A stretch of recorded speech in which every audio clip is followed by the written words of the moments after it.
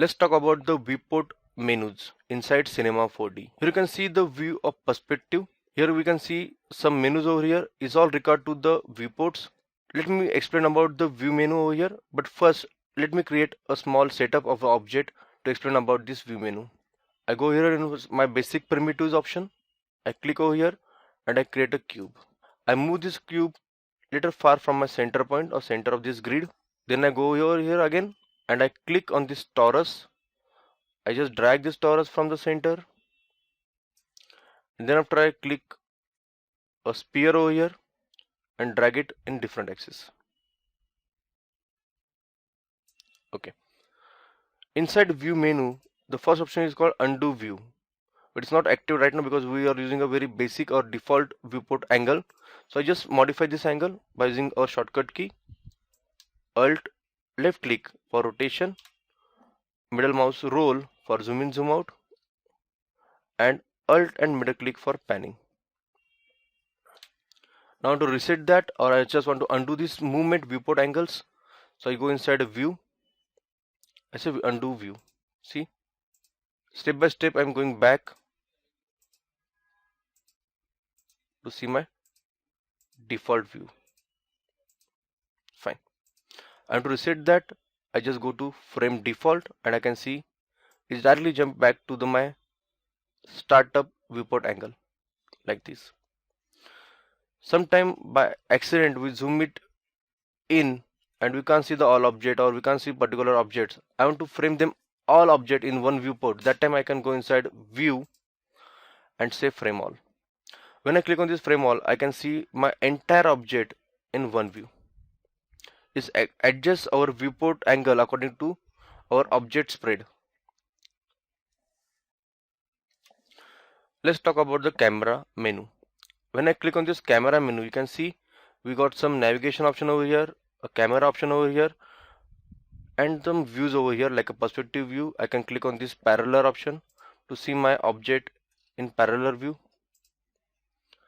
I click on this left icon so you see my object from left side, from right side,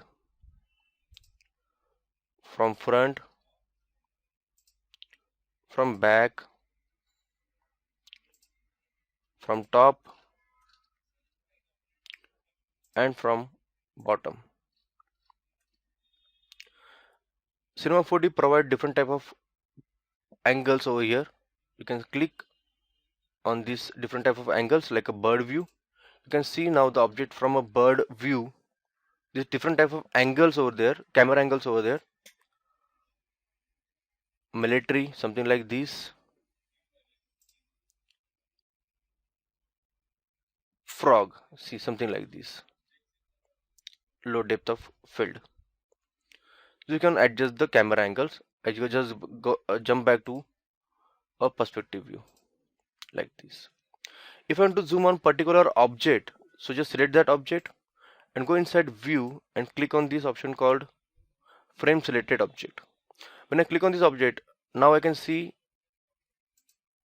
sphere at a center. So I can concentrate on this object by using this simple option. When I click on this torus over here, I can click and say I want to see the torus in a center. So I just go and click on this frame selected object to see my torus at the center. This you can navigate the viewport. Let's talk about the display option inside Cinema 4D. Let's talk about display option inside Cinema 4D. Viewport options. I click on this display. You can see different type of shadings option available over there. I can click on this quick shading. It look same like this, but when I click on this quick shading with lines, you can see a segment on this object. Okay, this appear on the all object. I say frame all. So you can see this segment or line you can see on each and every object. Then I go to the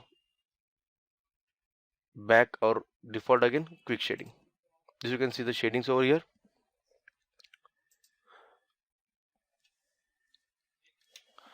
Option menu. Option menu is for a different or high-end part. We can set our texture over here. We can create a normal option over here. You can see the level of detail. See, sometimes what happen, we create a very heavy model, and navigating this heavy model is a little bit different, a little bit difficult for us. That time we can reduce the quality of that model by using this option. It's just for a viewport, not for a final output. I just click on this low, you can see it's showing me very low quality of this object. Again I go inside this option, layer of details, and I click on this high. So you can see, I can see the high res file or high quality of this object. In option, this option called configure. By using configure, we can configure our viewport in detail. Something like I want to change this name. So what will I do? I just go and just retype it, my cam, and you can see it's changed to that name. If you don't want to see this object in the shading, you can click over here and keep it as a hidden line or lines. You can see this object in lines. I just go back to wireframe and I click over here and say quick shading. Lots of different options available over here to modify your viewport, like a filter. I don't want to see this grid. I can click over here on this grid icon and just remove this tick mark from the grid option. You can see now I can't see my grid. You can reactivate that by just clicking over here or go inside filter menu and just click on this grid option. Over here you can see a small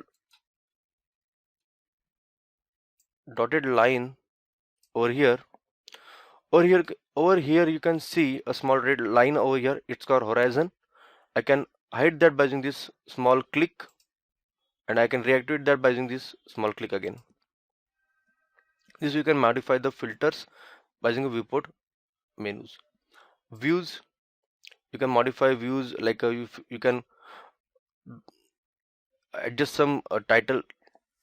We can modify some view property by using this view option. Like you can frame your scene by using this title save and action save option. You can zoom it, zoom out. You can change the Excel option by using this view option. Next thing is a back. Back is for a background. We can add some background inside this viewport, but it's not available for this perspective or 3D views. It's only available with 2D views like a front, top, left, etc. I show you in a minute. I press F2 for top viewport. Here you can see this image action option is available. I click over here. I go to pictures option.